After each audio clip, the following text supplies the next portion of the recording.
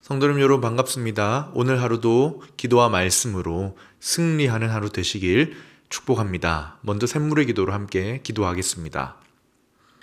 우리에게 새로운 한 해를 허락하신 삼위일체 하나님께 감사와 찬송과 영광을 올려드립니다. 하나님 아버지, 새해에는 하나님을 더 깊이 만나는 축복이 있게 하소서. 하늘과 땅의 창조주이신 성부 하나님을 더 알아가게 하시고 우리의 구원자 성자 예수님과 인격적인 만남이 있게 하시며 우리를 지도하시고 인도하시는 성령 하나님과 더욱 친밀한 사귐이 있게 하소서. 아멘. 하나님 아버지, 새해에는 하나님의 사람들을 만나는 축복이 있게 하소서. 하나님께서 우리에게 보내주신 믿음의 사람들을 만날 때 신앙이 깊어지고 사랑과 기쁨이 배가 되게 하소서. 새 학기를 시작하는 자녀들에게 믿음의 좋은 친구 만나게 하시고 무엇보다 내가 먼저 누군가에게 만나고 싶은 사람이 되게 하소서. 오 주님, 새해에는 잃어버린 영혼들을 만나게 하소서. 그들을 향한 불붙는 사랑 부어주셔서 생명의 복음 담대히 전하게 하시고 마침내 구원받은 그 영혼 때문에 감격의 눈물 흘리게 하소서. 아멘. 하나님 아버지, 새해에는 회복과 치유를 만나는 축복이 있게 하소서. 몸과 영혼이 병든 자 예수께로 나올 때 그 상처와 고통이 사라져 할렐루야 찬양하며 기뻐 춤추게 하소서. 오 주님, 전염병이 이 땅을 속히 떠나게 하셔서 국민들의 마음이 한결 가벼워지게 하시고 나라가 안정을 되찾게 하소서. 연로하신 분들과 소외된 자들의 마음의 위로를, 빈민들과 실업자들과 무주택자들에게 소망을, 난민들과 북녘 땅의 남은 자들에게 치유와 회복이 있게 하소서. 아멘. 하나님 아버지, 새해에는 더 크고 놀라운 일들을 만나는 축복이 있게 하소서. 새 일을 행하시는 주님, 광야에 길을 만들고 사막에 강을 내시듯 이 교회를 통하여 크고 놀라운 일들을 행하소서. 예배를 통해 성도들의 심령이 새로워지고 구체적인 삶의 변화로 이어지게 하소서. 오 주님, 일터에서 당하는 어려움으로 앞이 캄캄해질 때 내 하나님 의지함으로 앞을 가로막는 담을 뛰어넘게 하소서.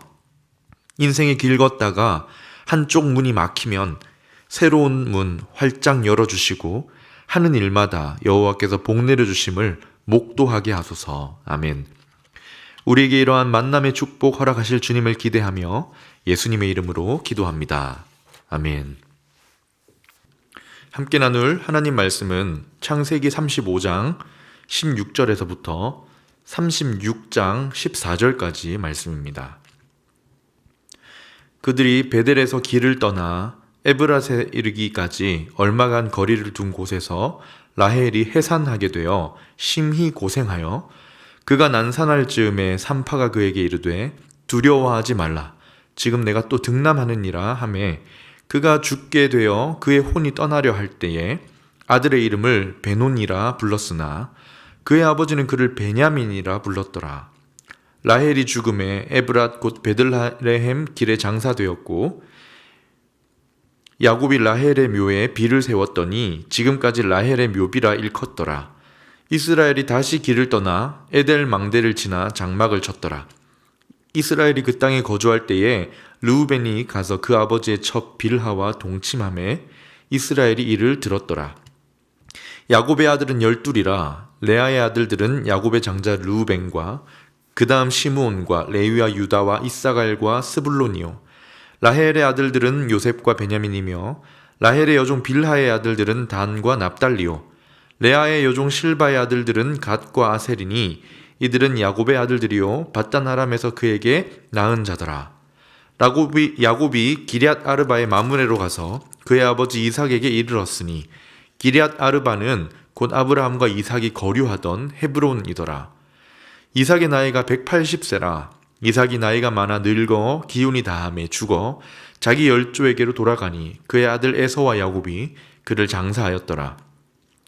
에서 곧 에돔의 족보는 이러하니라. 에서가 가나안 여인 중 헷 족속 엘론의 딸 아다와 히위 족속 시브온의 딸인 아나의 딸 오홀리바마를 자기 아내로 맞이하고 또 이스마엘의 딸 느바요의 누이 바스맛을 맞이하였더니 아다는 엘리바스를 에서에게 낳았고 바스맛은 르우엘을 낳았고 오홀리바마는 여호수아 얄람과 고라를 낳았으니 이들은 에서의 아들들이요 가나안 땅에서 그에게 태어난 자들이더라.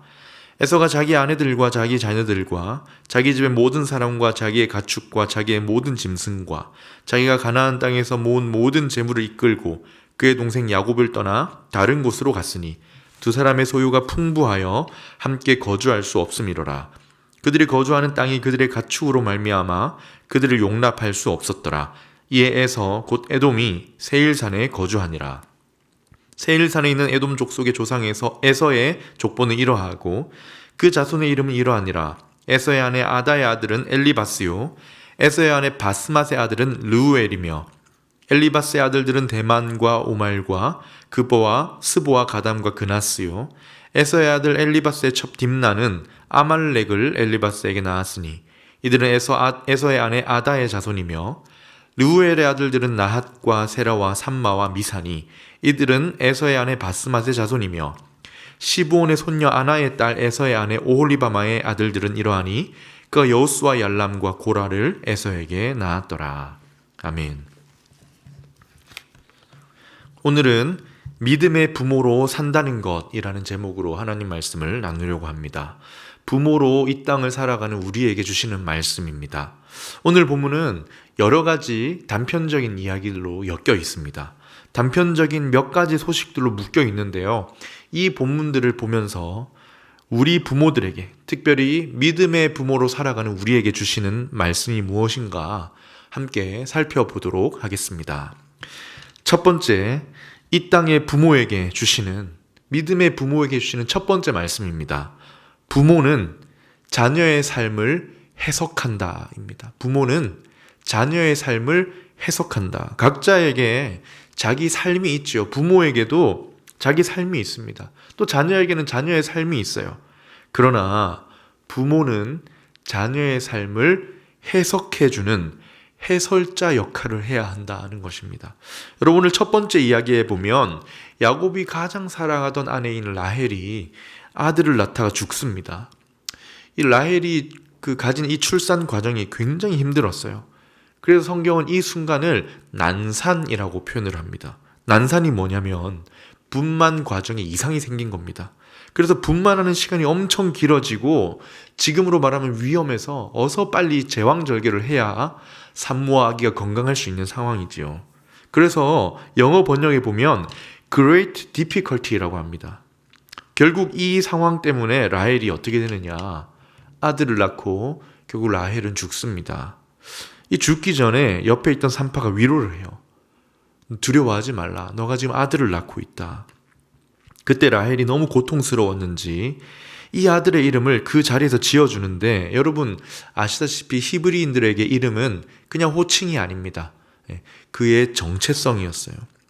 그의 외모나 성향이나 인생을 말해주는, 묘사해주는 그들의 정체성이었습니다. 그런데 라헬이 지금 이 아들의 이름을 뭐라고 부르냐면 베노니라고 합니다.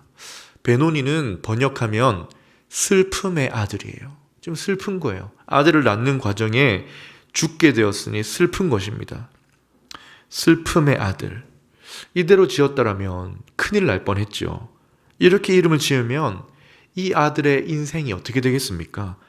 엄마를 희생시킨 슬픔의 아들로 살아가는 것입니다. 그런데 그때 참 다행히 야곱이 이름을 바꿉니다. 베냐민이라고 하죠. 지금까지 야곱은 그 아들의 이름을 지어준 적이 없습니다.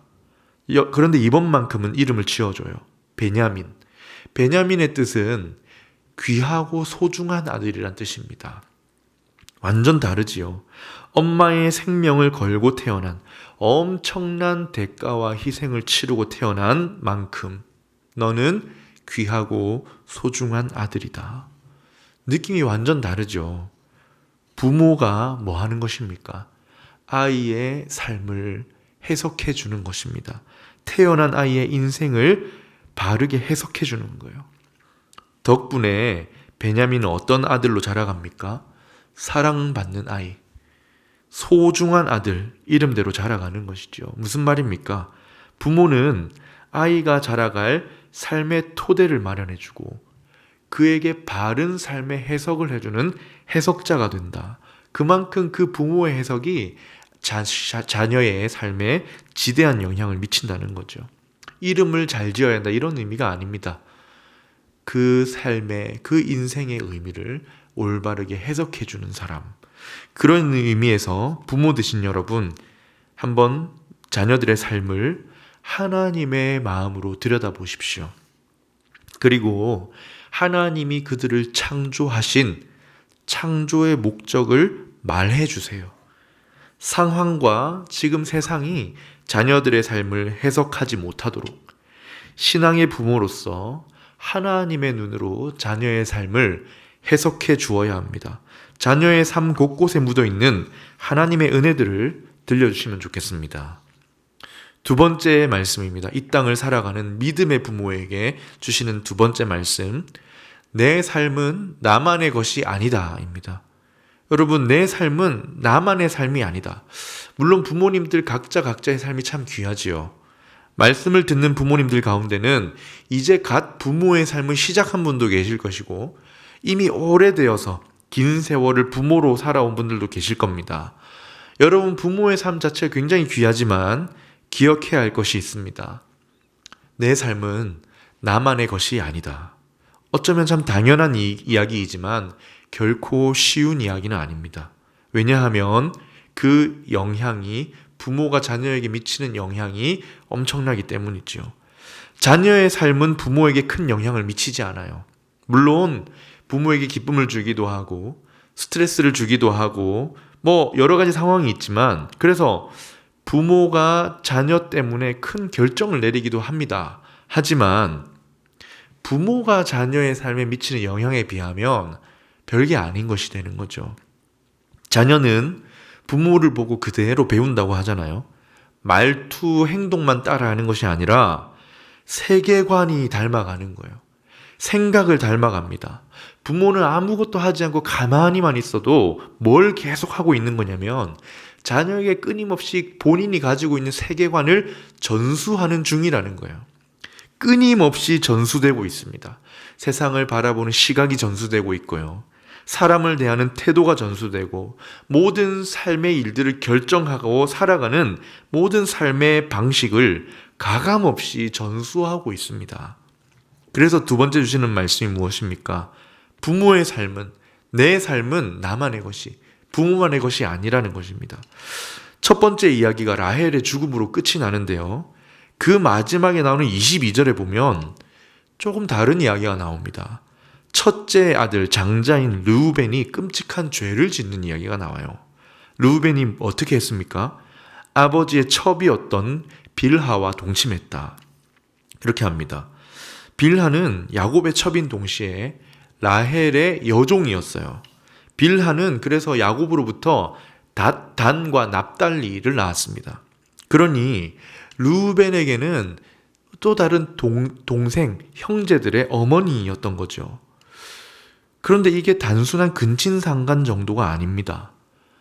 아버지의 첩과 동침했다. 이것은 아버지의 권위에 도전한 거예요. 아버지의 권위를 내가 빼앗겠다라고 도전하는 겁니다. 그러면 이 이야기를 야곱이 들었다고 하잖아요. 그러면 야곱이 어떻게 해야 합니까? 가장으로서 침묵해서는 안 됩니다. 율법을 따라 호되게 꾸짖고 어떤 모양으로든 응징을 해야 합니다. 그래야 르우벤의 삶도 회복될 기회가 생기고 아버지로서의 야곱도 자신의 권위를 회복하고 가정을 세워갈 수 있는 거죠. 문제는 뭡니까? 야곱이 아무 말도 하지 않아요. 가정을 돌보고 지켜야 할 가장이 지금 가정의 질서가 완전히 파괴가 되었는데 아무런 책임 있는 말을 하지 않습니다.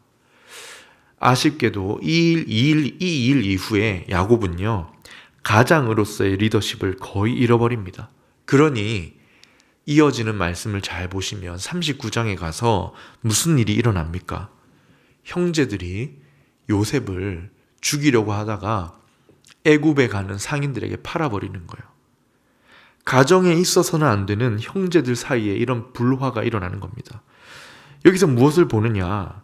야곱은 자기 삶을 그렇게 끈기 있게 열정적으로 살았는지 모르겠지만 자기의 삶이 야곱의 것만이 아니었다는 걸 알아야 했습니다. 아버지로서의 삶은, 부모로서의 삶은 나에게서 끝이 아니라 자녀의 삶을 만들어가는 손이 되기 때문이죠. 여러분, 알코올 중독자 아버지의 자녀가 왜 또 알코올 중독에 빠집니까? 그렇게 혐오하고 고통을 당했는데 왜 또 빠집니까? 보고 자랐기 때문이죠. 그걸 보지 않고 자란 사람에 비해 같은 어려움과 중독에 빠질 가능성이 굉장히 큽니다. 어릴 적 어머니에게 버림을 받은 사람이 있어요. 그래서 늘 부모에 대한 불신, 부정적인 마음이 가득합니다. 그러면 참 안타깝지만 그의 자녀도 어떻게 될 가능성이 높습니까? 비슷한 마음을 품을 가능성이 농후합니다. 왜냐? 부모의 삶은, 내 삶은 나만의 것이 아니기 때문입니다. 자녀의 삶을 만드는 손이 되기 때문입니다. 따라서 내 삶이 자녀에게 엄청난 영향을 주고 있다는 것을 직시하고 깨어 있어야 합니다. 그리고 좋은 것을 보여줘야 하겠죠. 좋은 것을 흘려주어야 하겠죠. 좋은 세계관을 계속 전수해 주어야 하겠죠. 그래서 꼭 기억해야 합니다. 내 삶은 나만의 것이 아니다. 내 삶은 나만의 것이 아니라 자녀의 삶에 영향을 주고 있는 상태라는 것을 반드시 알아야 합니다. 부모는 자녀의 삶을 해석해 주어야 하고 내 삶은 나만의 것이 아님을 기억해야 합니다. 마지막 세 번째입니다. 부모로 살아가는 우리에게 주시는 말씀, 영적인 유산에 관심을 가지라. 영적인 유산에 관심을 가져야 합니다. 우리는 눈에 보이는 것들에 관심이 많죠. 특별히 자녀에게 물려줄 유산도 어떤 걸 준비합니까? 눈에 보이는 게 많으면 좋겠고, 손에 잡히는 게 많은 거 좋겠고, 지금 누릴 수 있는, 당장에 누릴 혜택들이 많으면 좋겠다고 생각합니다. 그러나 성경은 어떻게 하라는 거예요?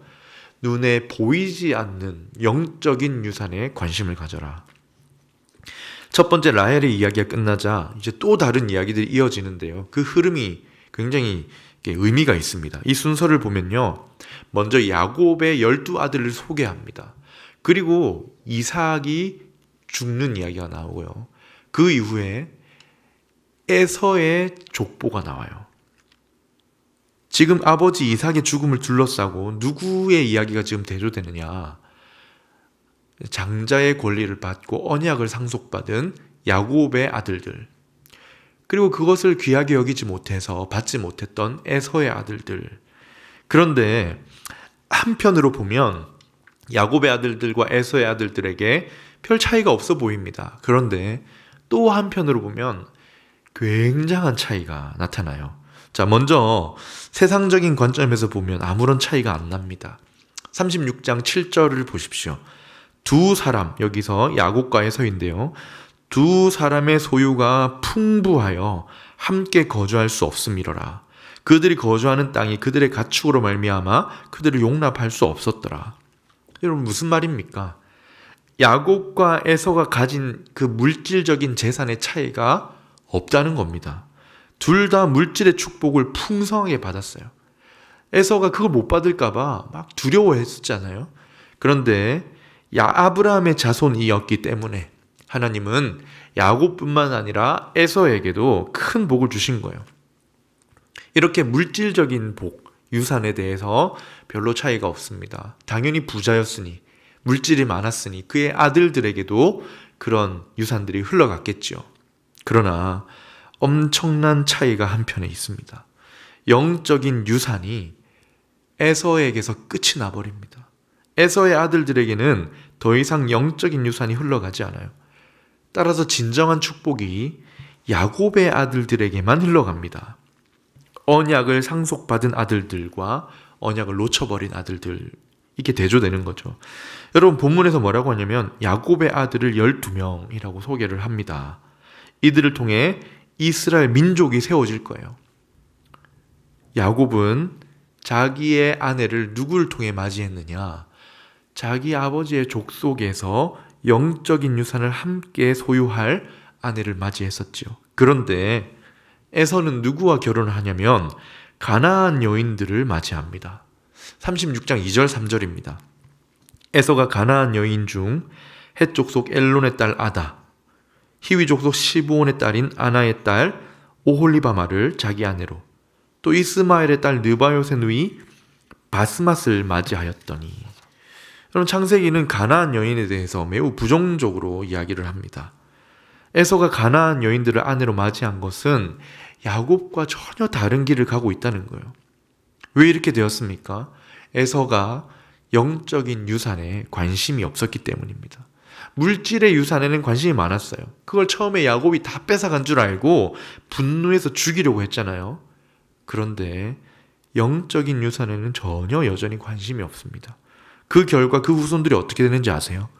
에서가 낳은 아들이 엘리바스인데 에서의 손자가 될 겁니다. 이제 엘리바스를 통해서 누가 또 태어나냐면 대만, 오말 이런 형제들이 태어나는데요.